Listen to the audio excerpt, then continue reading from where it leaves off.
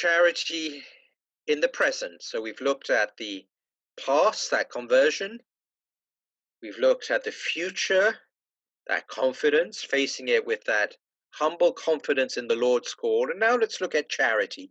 Interestingly enough, in Assisi, Archbishop Sorrentino is just writing his pastoral plan for the next 3 years, and it will all be based on charity.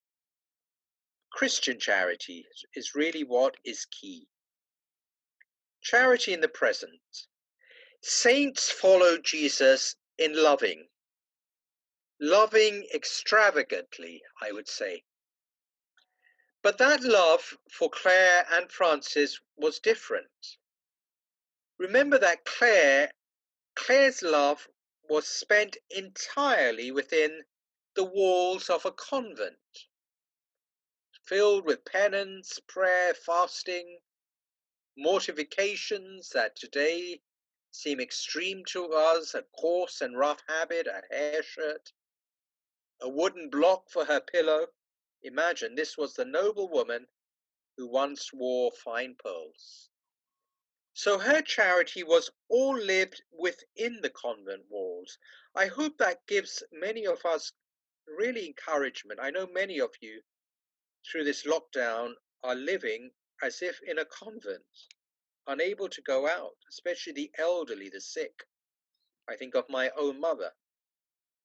That is charity lived well. And our sufferings are never wasted when we offer them to someone else, offer them up for someone else. You have an enormous mission within the walls of your own homes or wherever God places you. But then think of Francis, his charity was a life spent ad exterior, the itinerant preacher in missions in and beyond Italy, seeking to reconcile warring nations, warring factions. He was a man of peace, a life of charity, complete self-giving, as seen in his encounter with the leper. And it's interesting because Clare and Francis were living at a time for the church which in many ways was similar to our own: deep corruption and clerical infidelity within the church, heresies, constant warfare between Christians and Muslims. But what was the medicine used against all of these challenges? Self-giving love for the other. People are converted by love, not by rejection or fear or anger. 3 legs in particular were important for them: love of the Eucharist, love of the Blessed Mother, and love of poverty and simplicity. And I want to finish with each one of them. Love of the Eucharist.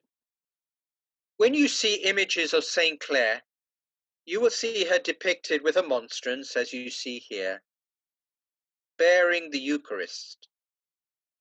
St. John Paul II described Clare, and I quote, as a Eucharist. Imagine how beautiful.